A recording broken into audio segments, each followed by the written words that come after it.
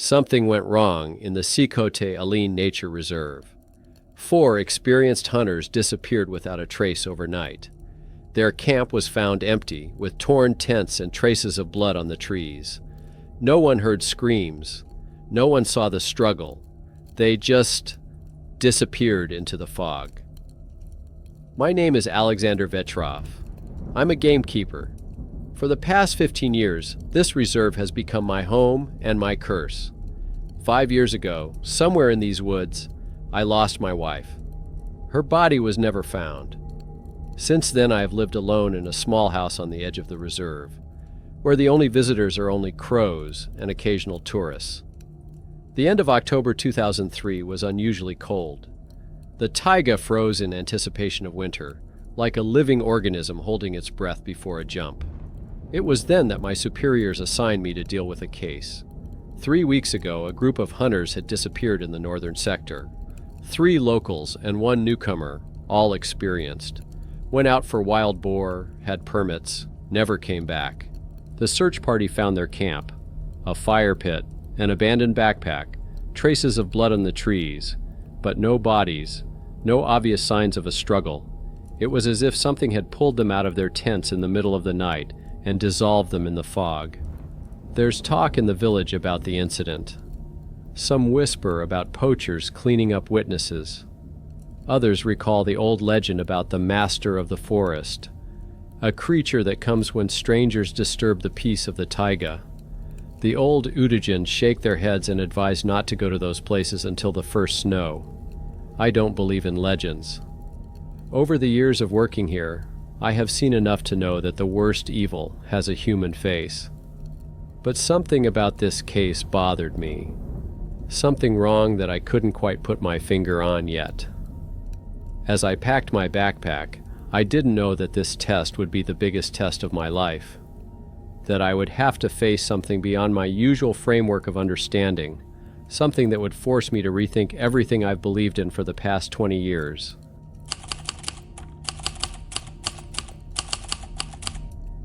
When I set out early in the morning, I expected the usual late October weather, fog, drizzle, and a chilly wind.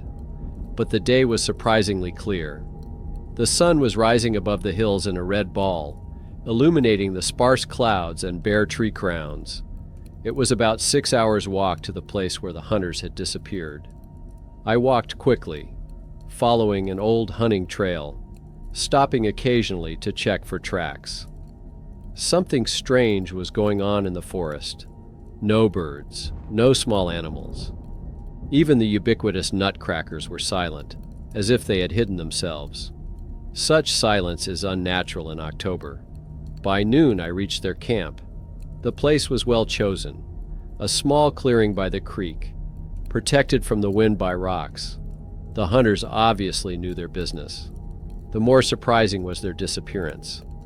The first thing that caught the eye was that there were almost no signs of struggle. The tents had been torn from the inside, as if the men had tried to get out in a panic. The abandoned backpack, the report said, belonged to a commuter. His ID was still in the inside pocket. The expensive camera was smashed, but the memory card survived. Blood on the trees. I took a closer look and got a chill. The claw marks on the bark were about 3 meters high, too high even for a large bear, and the character of the marks was different, not jagged, but clear, as if with a blade. I began to look around the perimeter of the camp. What I had taken from afar for a fallen tree turned out to be a halved trunk of a young cedar. That would take a lot of strength. Again, no sign of the bear. No fur, no tracks. And then I saw them. Paw prints in the wet ground by the creek. Huge, clear, tiger paw prints. But I've never seen footprints of such size in all the years I've worked in the reserve. The depth of the footprints spoke of a weight much greater than that of an ordinary Amur tiger. Having made a cast of the footprint, I continued my search. Gradually, the picture of what had happened began to emerge. Something attacked the camp at night, acting lightning fast and calculating. Didn't try to eat its prey on the spot, but dragged it off somewhere. All 4 bodies. unusual behavior for a predator. The sun was about to set when I noticed a barely discernible trail leading away from the camp and into the thicket. Crumpled grass, broken branches, something heavy had been dragged through the woods. I pulled out my carbine, checked the ammunition. It was still 2 hours before darkness, so I had time to follow the trail for a while. When I got deeper into the forest, I felt something wrong almost immediately. The sounds became muffled, as if the air had thickened. And that smell. Strange. Heavy. Not falling, no. Something different, almost forgotten. It was the kind of smell I remembered from the Far East, where I had once seen a tiger. But here it was many times stronger. 100 meters away from the camp, the trail broke at a large boulder.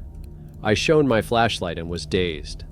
There were deep scratches on the rock, at the height of my height. 4 parallel furrows that cut through the granite like butter. Nearby, a clump of faded red wool. I reached out to take a sample, and at that moment, somewhere very close by, there was a rumbling growl. A growl that made the air vibrate. I turned around sharply, raising my carbine. A massive shadow flashed in the thickening dusk, disappearing behind the trees.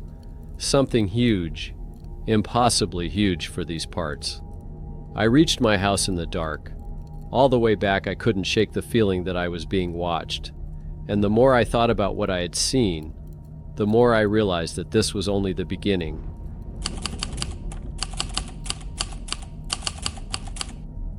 The next morning, I developed the pictures from the memory card I'd found. Most of the pictures were ordinary. Landscapes, camp, hunters around a campfire. But the last shot, it was blurry, obviously taken in haste, but it captured something at the edge of the clearing. A massive silhouette, eyes glowing dimly in the dark. Too big for an ordinary tiger. I sent the footprint and a fur sample to the sanctuary lab. I called an old acquaintance from the scientific department, Sergei Petrovich. He had worked here since the foundation of the reserve and knew everything about tigers. "Strange things are happening, Sasha," he said after a pause. "In recent months, there have been reports of unusually large tracks. The animals are behaving restlessly. Even the older males are leaving their territories." By evening, I was back in the woods. This time, I decided to set up camera traps. I needed proof. I worked quickly, trying to get there before dark, and all the time I felt that I was being watched. I heard a sound when I was finishing the last camera. Quiet, like the rustling of leaves, but wrong. Slowly I turned around. 50 meters away, behind a fallen tree, something was moving. Something big. For a few seconds we stared at each other. I could only see the outline of a massive head, broad shoulders. The creature was the size of a passenger car. It wasn't hiding. It was studying me. I blinked, and it disappeared. Disappeared into the woods silently, like a ghost. Only the crumpled grass and broken branches told me that I had not imagined it. When I returned to the cordon, I found a guest. Old Van, a hunter from the local Udige, was waiting for me by the porch. "Seen him, have you?" I asked without preamble. "The old men say it's the spirit tiger. Last showed up 40 years ago. 5 loggers went missing then." I didn't believe in spirits. But Van's words made me think. The mark on the rock, the strange behavior, the size. What if the legends had a real basis? During the night, it rained. I sat by the window looking through old reports from the reserve, looking for any mention of such cases. And suddenly, I realized the sound of the rain had changed. It was as if something big, very big, was moving slowly around the house. Grabbing my rifle, I jumped out onto the porch. The flashlight's beam picked out fresh tracks from the darkness. They led from the woods to the house, circled around it, and went back into the thicket. The tiger was studying my dwelling, marking his territory, but he didn't attack. This was no ordinary hunt. He was playing with me. He was letting me know I was in his territory, and soon I was about to find out what lurked deep inside his domain.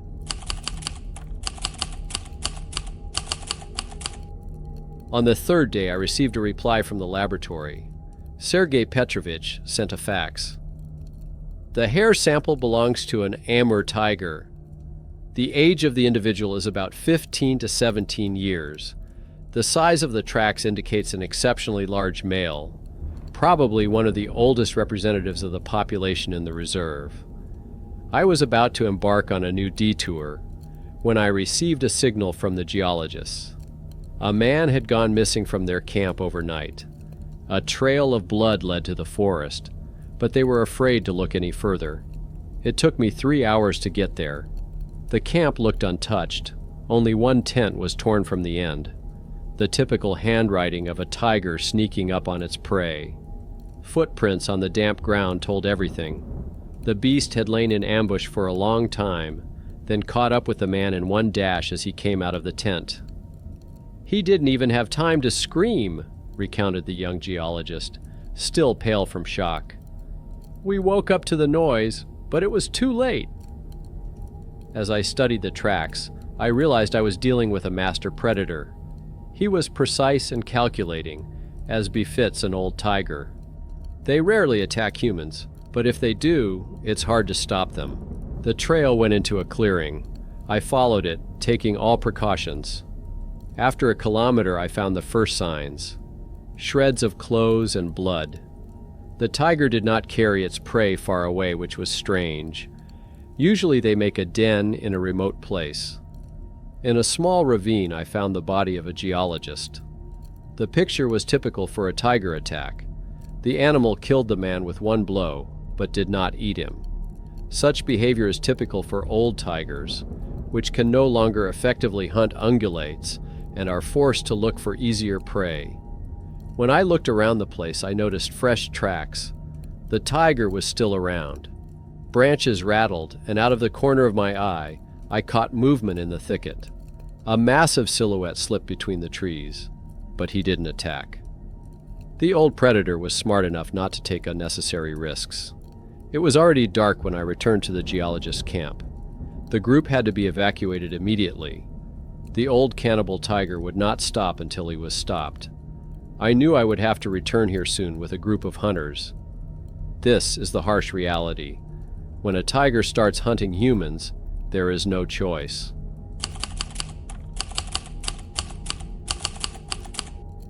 The next week was spent preparing the operation to capture the tiger. I pulled up all the old reports, questioned the local hunters. Gradually, a picture began to emerge. The first mention of unnaturally large tracks appeared 3 years ago in the northern part of the reserve. At that time, several wild boars and musk oxen disappeared, a common thing for a tiger, but the hunting method was unusual. The beast did not pursue its prey, but ambushed it in certain places. Sergei Petrovich helped collate the data. Look, he said, laying out the maps. All the attacks took place within a radius of 20 kilometers. This is the territory of an old tiger who can no longer hunt at full strength. He is about 17 years old, a very respectable age for a wild animal. We mapped all the incidents of attacks over the last year. A clear pattern. The tiger methodically cleared his territory of any invasion. First it drove away other tigers, then it switched to ungulates, and when they were gone, it started hunting humans. Typical behavior for an old predator, Sergei explained. As they get older, it becomes increasingly difficult for them to get regular food, and humans are relatively easy prey. Once you try it, the tiger gets a taste for it. In the archives, I found a similar case from 1968. A large man-eating tiger had also appeared then. It was tracked down and shot. The report mentioned the unusual size of the animal and traces of old wounds that prevented it from hunting. Gradually, everything fell into place. No mysticism, just an old, intelligent, and very dangerous predator that defended its territory the only way it could. Its unusual size was explained by a rare genetic anomaly, and its ghostly appearances and disappearances were the result of years of experience. 2 weeks after the attack on the geologists, we organized a search party. 4 experienced hunters, all with knowledge of the tiger's behavior. I realized that we were facing a serious opponent, but duty is duty. People should not be afraid to go into the forest. On the eve of the operation, old Van came to see me. He was silent for a long time. Then he said, "Maybe we shouldn't kill him. He's part of this forest too, the last of the old owners." I remained silent. Inside, I struggled with the duty of a gamekeeper and understanding of the ancient laws of the taiga. But there was no choice. Tomorrow at dawn we were going hunting.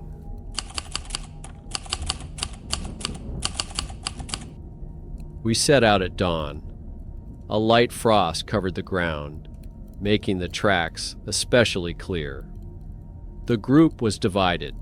2 experienced trackers went along the edges. I and my partner moved along the center of the tiger's supposed territory. The first tracks were found around noon. Large, clear prints led to an old salt marsh. There used to be a popular animal trail here, but after the tiger appeared, the ungulates stopped using it. The beast was not hiding. Its tracks spoke volumes, a limping gait, an uneven stride. The old predator clearly had trouble moving. Probably that's why he started to hunt people, easier prey. By 3 o'clock in the afternoon, we came to his rookery, a hollow under a fallen tree covered by dense bushes. The place was ideally chosen, a good view, several escape routes, and a stream nearby. Here we found the remains of the missing people, what was left of them. The tiger had left recently. The tracks were fresh. He was moving hard, stopping often. In one place we noticed blood. It looked like old wounds were making themselves felt. The pursuit continued until dusk. The beast went deeper and deeper into the taiga, but did not try to confuse the trail. It seemed that he was just looking for a suitable place for the last fight. We caught up with him at an old hollow. A massive figure froze against the sunset sky, a huge old tiger with a gray face and scars on its flanks. He didn't growl, didn't try to scare us. Just looked at us with the tired eyes of an old predator. Everything happened quickly. One shot and the beast collapsed, not even trying to get away or attack. As we got closer, we saw. His body was covered with old wounds and scars. His hind paw was badly damaged, the result of an old encounter with poachers. Inspection confirmed Sergei Petrovich's guesses. The tiger was about 17 years old, a very old age for a wild animal. Due to an injury to his hind leg, he could not hunt ungulates effectively, which led him to attack people. They returned in silence. There was an emptiness inside, as if a whole era had gone with this tiger. As old Van said, the last of the old masters of the taiga. In the evening I sat at the window for a long time, looking at the darkening forest. Somewhere out there in the thicket, new tigers are already growing up. But will they be as mighty and wise as this old giant? Or is the time of such beasts irrevocably gone? A few months have passed. The spring of 2004 came, and the taiga came alive again. The ungulates gradually began to return to the places where the old tiger used to hunt. People are no longer afraid to walk along the old trails. Sergei Petrovich wrote a scientific article about this case. The size and weight of the tiger really turned out to be a record for the reserve. Genetic analysis confirmed a rare mutation that caused gigantism. Perhaps that is why he lived so long. His larger size gave him an advantage in fights with other predators. Old Van doesn't visit me anymore. Only sometimes I see his silhouette at the edge of the forest. He stares into the thicket for a long time, as if waiting for the appearance of a new master of the taiga. I often think about that old tiger, about his last look, tired but not angry. He lived a long life according to the laws of nature. When old wounds made normal hunting impossible, he started killing people. Not out of cruelty, but following his survival instinct. Sometimes skirting the distant areas, I find the tracks of young tigers. They are smaller, but there are more and more of them. The population is recovering. A new generation of taiga masters is occupying their territories, and the story of the old tiger has become part of local legends. Hunters still tell about the giant beast that kept the whole north of the reserve in fear, but I know that there was nothing supernatural about him. Just an old, clever predator who stayed true to his nature to the end. The taiga doesn't like the weak. That's true. But it teaches you to respect and understand your ancient masters, even when such hard decisions have to be made. Friends, thank you for watching this story to the end. Do you think the old tiger was really involved in the disappearance of the gamekeeper's wife? And why now, after so many years, he started attacking people? Perhaps some of you have encountered similar cases in the taiga. Share your thoughts in the comments.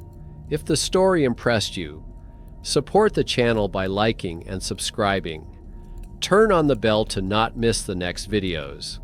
Take care, and remember, the taiga does not forgive mistakes, but always rewards those who treat it with respect. See you in the next issue.